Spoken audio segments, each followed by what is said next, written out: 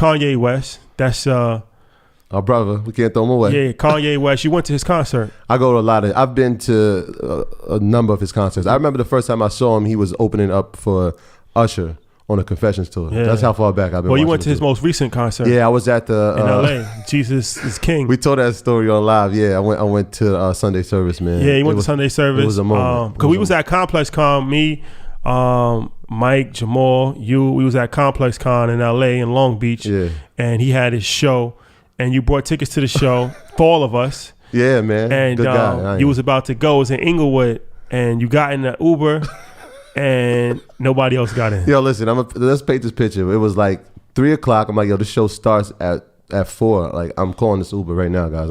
It's a 45-minute ride to Inglewood. Y'all coming with me? Everybody's like, ah. I was like, I'm calling the Uber. We all walked outside. I got in the Uber. I looked back. I saw y'all standing on the curb. I said, listen, I'm closing this door. This is going to be a one-man journey. And I looked.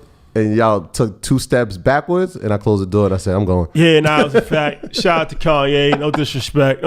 Yeah. They left me, y'all.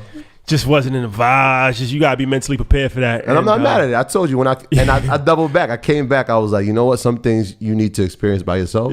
I needed that, man. It was an emotional moment. So shout out to Sunday service. Shout out to, you went by yourself. But shout out to Complex Con, too. That was a dope event. But I say that to say, we're going to talk about Virgil Abloh. Yeah. Right? And Virgil, if you don't know, he just recently took the head job at the head designer of Louis Vuitton. Yeah. I think the men's line of Louis Vuitton, right? Yeah, maybe. And yeah, so he's big in fashion, obviously. Yeah. But before that, he has a brand called Off-White. Yep. Off-White, if you're not familiar, is huge. It's one of these things where all of the rappers wear it, all of the athletes wear it, and it costs $1,000 for a T-shirt. It's crazy. It's like, Off-White is like a thing. It's definitely a thing. But so I mentioned Kanye West because Virgil comes from Kanye's tree. So when we talk about Kanye's tree, we talk about his musical tree, right? People that have come from him. So the Big Seans of the world, the John Legends of the world, Kid Cudi the Kid Cudis of the world. Yeah. These are all people that come from Kanye's tree. We can put Drake in there.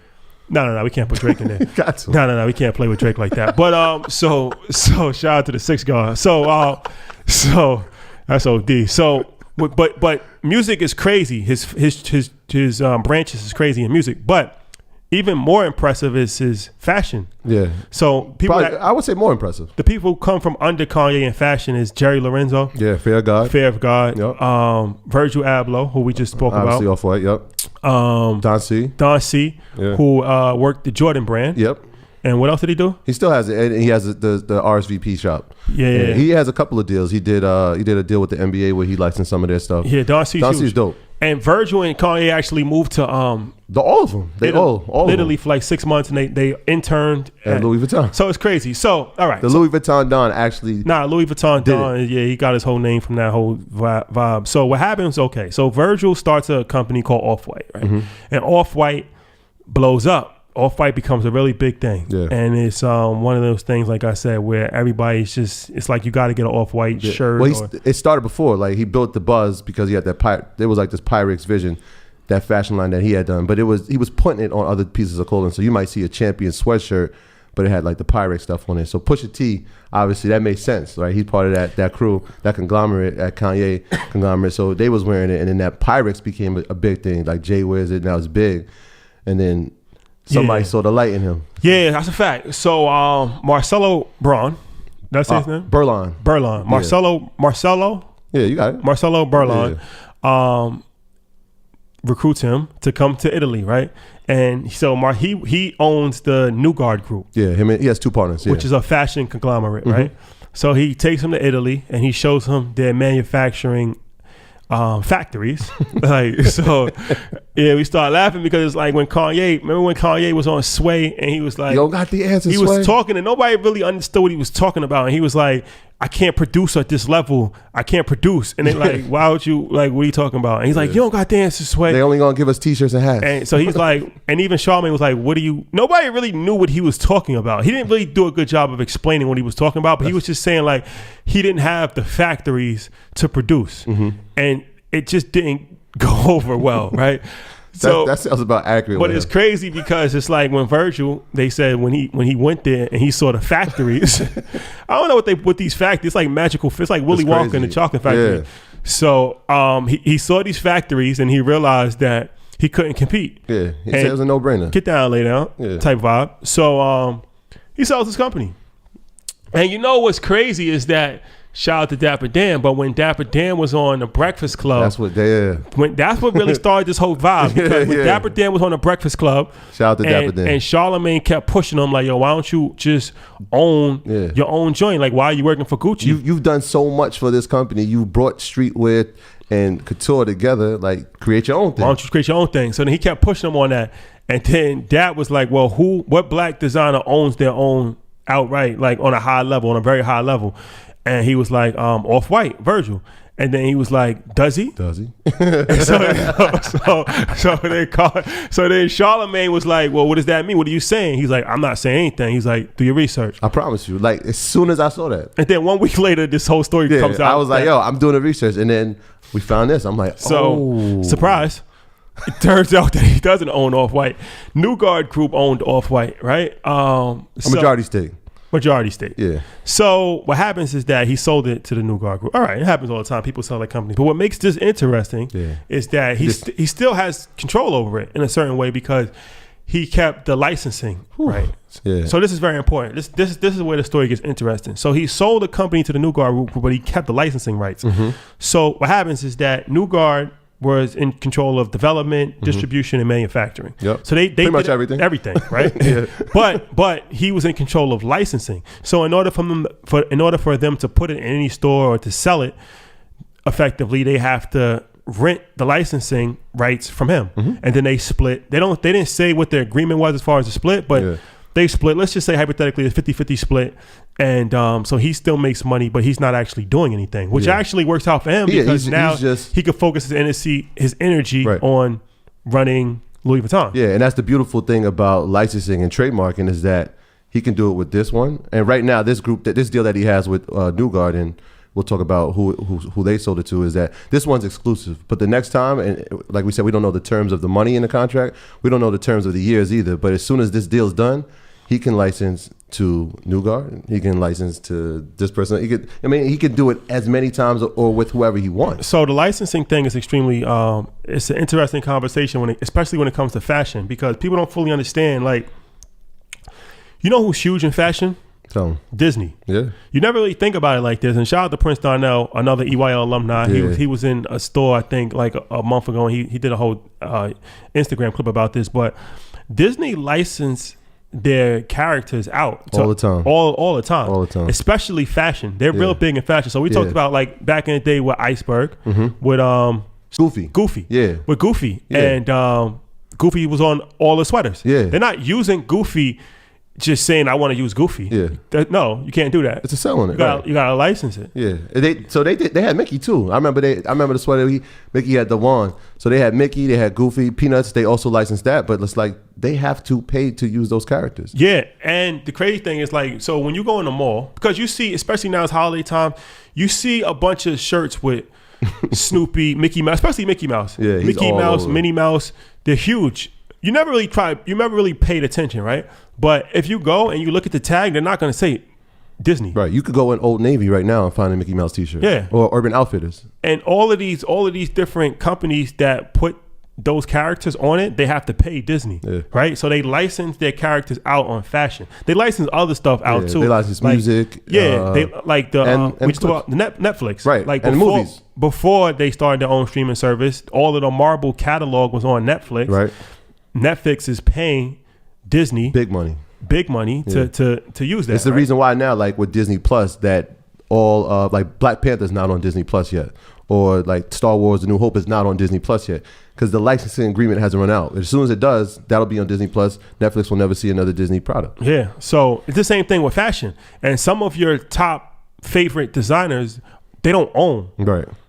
Yeah, it's like you think they do. Because it's the name. Yeah. But larger corporations like the New Guard Group, they own it, right? So this happens all the time. Also, we talked about as far as even in real estate. So Trump. There's a guy. Yeah, Donald Trump. New York City, you know, like, especially maybe 10 years prior to today, when you drove down the West Side Highway, it was nothing but buildings that said Trump Tower, Trump Tower, Trump Tower, Trump Tower. He doesn't own the building, the land itself. He just licensed his name to put on the building, which in turn people associate with a lifestyle. It's like, this is high luxury. I'm living in the Trump Tower. I have money. I have high luxury. There's a certain lifestyle that comes with it. Yeah, he did that probably the best, honestly. Yeah. I mean, hate it or love it, but you got to always look at a business case study, right? You got to take emotions out when you're looking at business. So whether, politics is very divisive. So whether you love them, whether you hate them, whatever, you got to look at the business model behind it, right? Like all of this stuff from his ties, a lot of his golf courses, all of those buildings, those Trump Tower, very few of those does he actually own. The casino too. He licensed his name. People pay him because he built a brand around Trump, the name Trump. And now it's like, okay, just the name on itself, I can make money via value. So this is what makes the Virgil deal interesting, because it's like, okay, like we said, people sell their companies all the time. We talked about Kylie Jenner recently selling 51% of her company. So he sold the company, but he also is making money on the back end because he licensed it, right? Yeah, that's one of the things they said, especially in fashion. If anyone's trying to start something, owning the trademark is probably the most valuable thing you can have in fashion, because that lives on forever. Like this lease agreement that you might have, eventually they're renting, but that lives on forever. As soon as that agreement's done, you can find 7 different partners to now license with, and then that lives on in perpetuity. It's like, keep that. You know what he does? He owns his masters. We always talk about music. Yeah, Virgil owns his masters. But now what happens is that, so New Guard Group gets brought. So what happens, okay, so Virgil has a deal with New Guard Group, right? And he sells him a large percentage of the company, but he keeps the licensing agreement, right? They do all of the work. They manufacture it, they distribute it, they do everything. He gets paid, and they have a good relationship, I'm assuming, right? But now New Guard Group gets brought by G3. Which is another fashion conglomerate company. So now this is where it becomes a little complicated, because it's like, okay, it's like a record label. We had Mickey Fax on, we saying he got dropped by one record label, or his record label got acquired by another record label, right? So it's like you might have a good understanding with an executive at RCA, but now Sony bought y'all. Yeah, so now it's a whole different, relationship. So it's the same thing with this, right? So it's like, okay, you might not be on the same page, right? Because now you got the company that you sold it to got acquired. Right. So I'm assuming that, obviously Virgil's seasoned, and I'm assuming he has good counsel, and he's around good people that's giving him good advice, and he's knowledgeable himself. So now what you do is you put a termination clause in. Yeah, a termination provision, really. So it's like, what that means is like, if a brand or if the company decides to put out stuff that does not represent the brand any further, then he has the right to say, you know what, we don't want to do business anymore. Since you've sold the company, and we lost our agreement, if you can't match what our expectations going forward, if we're not a high luxury brand and going forward, we end up in like a TJ Maxx or something, our deal's terminated. Yeah, it's very important. So that's very important, because you always gotta, I always give the analogy of like when you go to the movies, like before a movie starts, they always say like, this is the exit. When you get on a plane, before the plane takes off, they tell you where the exit rows are, and they tell you like the procedure, like if an emergency happens, right?